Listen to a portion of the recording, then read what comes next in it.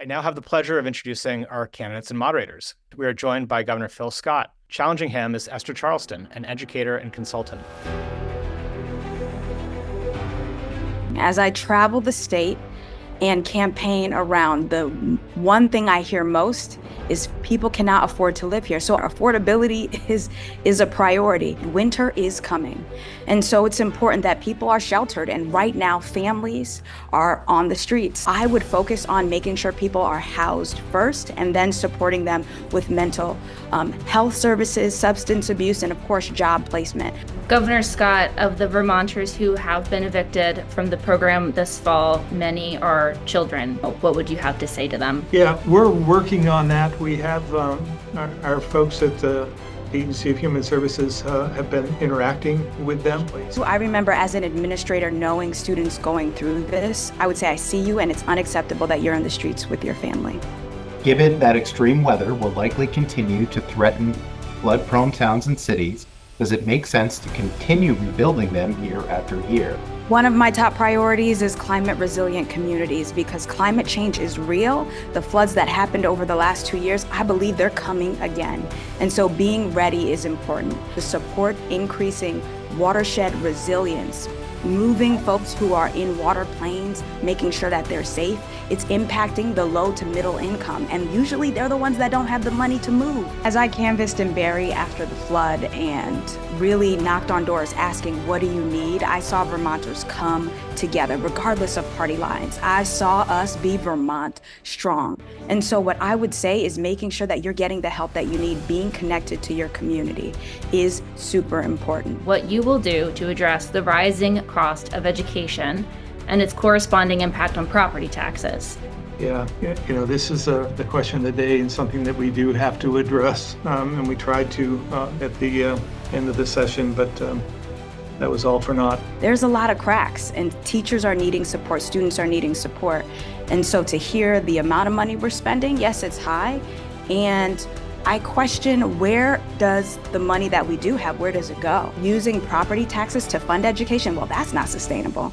Homeowners are feeling that burden and our schools are not getting what they need. They're not getting everything that they need. I am an expert at finding those experts. The good news is the governor has a cabinet, right? And who do I bring on board? So I would bring on board experts and folks who represent all of Vermont. Work with legislators, be at the table, work alongside to make our state great. So I would use my power to do that. I have been on the select board. I ran 2 successful campaigns. The way I got here was by finding experts, and that's what I'm really good at, identifying those good people. But when I got into this, I said, I want to leave Vermont in better shape than when I found it. And I can't say that at this point after the last few years. The state requires at least 24,000 new housing units over the next 5 years, according to the latest Vermont Housing Needs Assessment. In 2022, just 2,300 new homes were permitted. That's less than half of what is needed annually to reach the target. A lot of it is we need to invest with money, but there's regulatory barriers there. Vermont legislators make about $15,000 a year, even though they work at least 4 days a week for at least 4 months of the year. Governor Scott, you vetoed legislation that would have raised lawmaker pay. If that's not the solution, how would you seek to make the legislature more equitable and representative? I would have definitely signed it. The fact that they get paid $15,000 and have no health care, I think about equity. Who gets to be a legislator? Folks who are either retired or can make that sacrifice, but it limits who can participate in our democracy, and that's unacceptable to me. They barely got time. In the time that they have, I feel like they have so much going on and they're so busy. They don't feel like they have enough time. They're working. I've done Emerge. I have a lot of Emerge sisters in the legislature who work through the summer to get ready for the year. Ms. Charlestin, would you support a gubernatorial pay cut? Yes. So legislators get paid more. I would support it absolutely. Governor, I know you don't have to worry about it because I believe you have $1.4 million, which is comfortable, but not a lot of people are in that place. Health insurance premiums in Vermont have increased significantly the last 8 years. Around 40% of us are underinsured, meaning we cannot afford to use the insurance we do have. Yes, I do support universal primary care. That is the dream, and that is something that my administration would work towards. People are feeling the burden. Families, businesses, schools, everybody is. What will you do to create more jobs for young people and more affordable housing, unquote.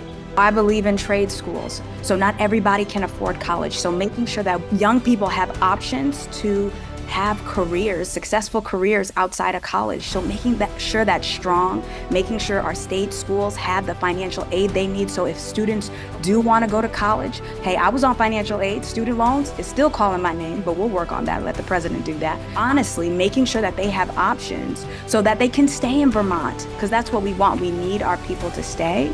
So your administration has failed to maintain the IT system at DCF, which is harming both children, workers, and leaving Vermont ineligible for federal funds. This has put foster children at risk, hindered DCF employees from doing their jobs effectively, and again, blocked access to additional federal resources. What will you do differently if elected again? We established that in my first year in office, and named a Secretary of Digital Services as a result. One area, again, we're going to have to try and finish somehow, some way, or pull the plug on it. With technology changing so fast, I think about 8 years ago when you started and where technology is today, it seems this is urgent.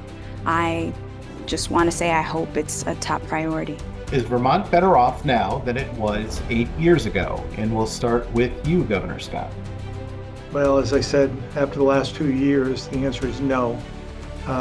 We're moving in the wrong direction. Property taxes are high, doubling.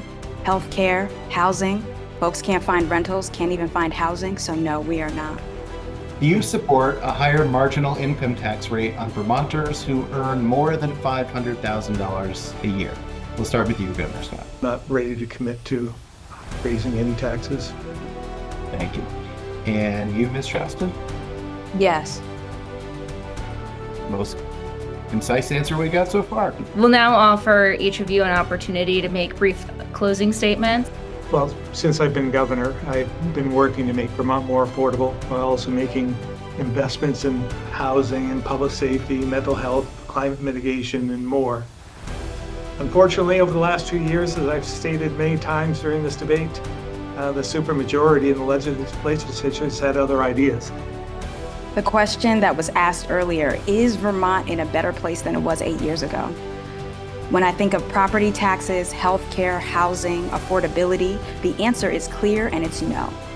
So after 8 years, it's clear that Vermont needs a new direction, and one that truly works for all of us, not just those at the top, but also the middle and low income, everybody.